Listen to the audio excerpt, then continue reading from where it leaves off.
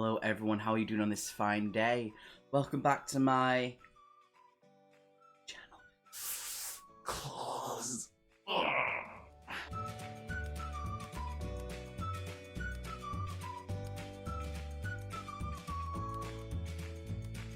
I hope you are looking after yourselves. Today we're going to talk about my May TBR. Most people are actually doing this as a horror thing. I'm not, because normally for me, because what me and Ben did last year, my horror month is going to be July, what we call Don't Die July.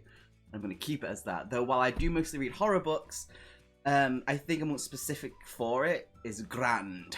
For us anyway, because Ben doesn't really read horror.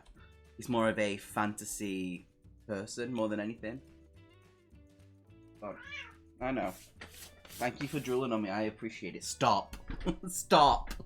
Oh no, Peanut. I can't do that with the whole video. I'm just gonna have a book up in front of me this whole time. No, I don't want to know. Go. You're getting cat hair everywhere because you're molting because the weather's actually going nice. No. No. No. You're very cute, but no. So, yes, my month, my May, my TBR is basically going to be crime, thriller, and supernatural. That's what we voted on about 3 months ago, and I'm going to kind of stick to that because that's what I said we're going to do. We voted for a reason, and yeah, it's very bright outside. But, let's do this. So, the first one, in no specific order, I'm going to be telling these. So, this is one that I've read many, many years ago. It was out when I was 13, 2003. I read this, basically, when I worked at a pet home manager named Jennifer, told me about this, because I was a bit into books back then. I didn't read as much as I do now, but I mentioned that I wanted to get back into reading, and this is what she gave me. And this is Naked in Death by J.D. Robb. I remember I read the first couple books of the series, and I loved them, but it's been nearly, like, 10 years since I've read any of the books, and I lost them throughout the years, so I decided to start buying them again. Oh my god, the only thing is I went to try and find the second book, just so everyone knows. I know I'm getting off the topic, but they changed the cover. It's all gloss and shiny. I like the matte. I don't want gloss and shiny. It feels weird, and whenever I hold it in my hand, it'll go... J.D. Robb, Naked in Death. I'll read the blurb for you. So it goes, she woke in the dark. For a moment, she simply lay there, shuddering, imprisoned while the dream faded. After 10 years on the force, Eve still had dreams. Named by the social worker who rescued her as a child, Eve Dallas is now a New York City cop who lives for her job. While recovering from her latest case, Eve is sent to investigate the brutal execution of Shannon DeGlass, a high-class escort and senator's granddaughter. Sharon has been shot 3 times with an illegal gun and left naked and posed on her own bed. All the evidence points Eve towards Irish billionaire Rourke. With an instant sexual attraction between them, Eve and Rourke must work together to find a sadistic killer. But can Eve really trust a man whose past is as damaged as her own? Now, I remember I did really enjoy this book. I'm actually kind of excited to get back into it, especially go back into the series, because I am reading quite a lot of series, which is quite a lot of books I need to buy. Why do I do this to myself? Anyway, that is that one. You know what's dribble? Try faster. Anyway, the next book. I've only recently got into this author. I got into them late last year. The first book I read from them was How to Sell a Haunted House. So it's Grady Hendrix, the Final Girl Support Group. The lovely girl at Waterstones who basically sold me the books together, who was like, these are the books I'm into, read them, give them a shot. I was like, cool, she's passionate about books, I'm going to take her word for it. Hated a little bit of the first book, How to Sell a Haunted House, but then it just blew up and it got so good. So I'm excited to read this one. This one says, in horror movies, the final girl is the one who's left standing from the credits roll. The one who fought back, defeated the killer and avenged her friends. The one who emerges bloodied but victorious. But after the series fade and the audience moves on, what happens to her? Lynette Tarkington survived a massacre 22 years ago and has defined every day of her life since. She's not alone. For more than a decade, she's been meeting with 5 other final girls and their therapists in a support group for those who survived the unthinkable. putting their lives back together piece by piece. That is until one of the women misses a meeting and Lynette's worst fears are realised. Someone knows about the group and is determined to take their lives apart again, piece by piece. But the thing about these final girls is that they have each other now, and no matter how bad the odds, how dark the night, how sharp the knife, they will never, ever give up. And I'm excited about that. I am excited about it. So, yes. The next one, something I've kind of been wanting to get into for a while.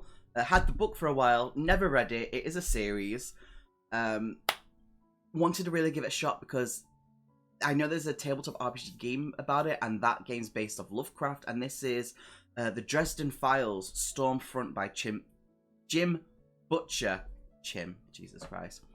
Meet Harry Dresden, Chicago's first and only wizard PI. Turns out that every day, world is full of strange and magical things, and most of them don't play well with humans. That's where Harry comes in.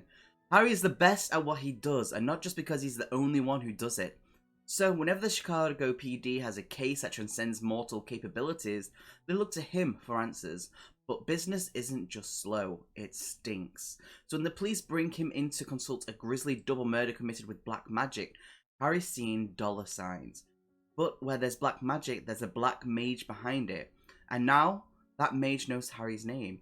And that's when things start to get interesting. Magic. It can get a guy killed. I feel like I have to like say it and be like, Harry. like I don't even know what the voice was. You know, like the proper like 1920s like radio plays where they do that, the like New York accents. Like the woman comes in with like a cigarette and one of them sticks. She's like, I need help with a murder. I feel like that's kind of the accent that I need to like. That's how I envisioned it to sound like in my mind. The next one is one that I've been meaning to read for a while. I got it last year. I've not had a chance to read it, but I'm excited to. And it is 13 Stories by Jonathan Sims. This says, Going Up. A dinner party is held in the penthouse of a multi-million-pound development. All the guests are strangers, even to their host, the billionaire owner of the building. None of them know why they were selected to receive this invitation. Whether privileged or deprived, they share only one thing in common. They've all experienced a shocking disturbance within the building's walls.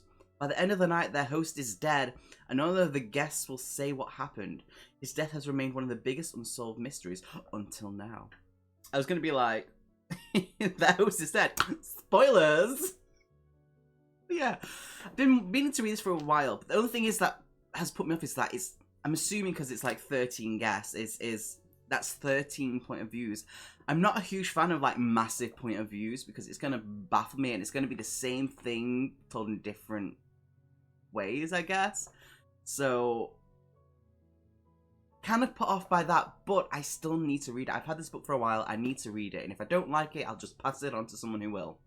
So, the next one,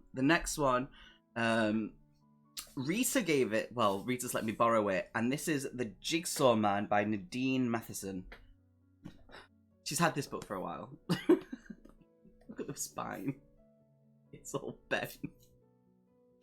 Wait, she's a book murderer. Wait, I need to check something. I had to check something. Rita's like, to me, is known as the book murderer. Because I believe she like rips pages out or writes them and stuff like that. Or maybe she dog ears. I don't know.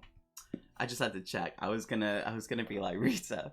Anyway, there's a serial killer on the loose. This is like a bonus book if I get to it, but I'm still gonna read it either way. There's a serial killer on the loose. When bodies start washing up along the banks of the River Thames, D.L. Lenley fears it is the work of Peter Oliver, the notorious jigsaw killer, but it can't be him. Oliver is already behind bars, and Henley was the one who put him there. The race is on before more bodies are found. She'd hoped she'd never have to see his face again, but Henley knows Oliver might be the best chance they have at stopping the copycat killer. When Oliver learns of the new murders, helping Henley is the last thing on his mind. Now all bets are off, and the race is on to catch the killer before the body count rises. But who will get there first, Henley or the jigsaw killer? Boom. So yeah, that is my reading for May, my TBR. This one's more of, The Jigsaw Man is more of like a bonus book. Still can't believe Peanut dribbled on me. So if we get to that, we get to that. I'm excited with the others. They're not huge, thick books, so still grateful for that. They're not like the massive freaking books that I'm reading there. So what is everyone else's plans for May? What is on your TBR? I would love to know. And yeah, I will catch you all later. Stay good, be awesome, make good decisions in life, and love. Bye.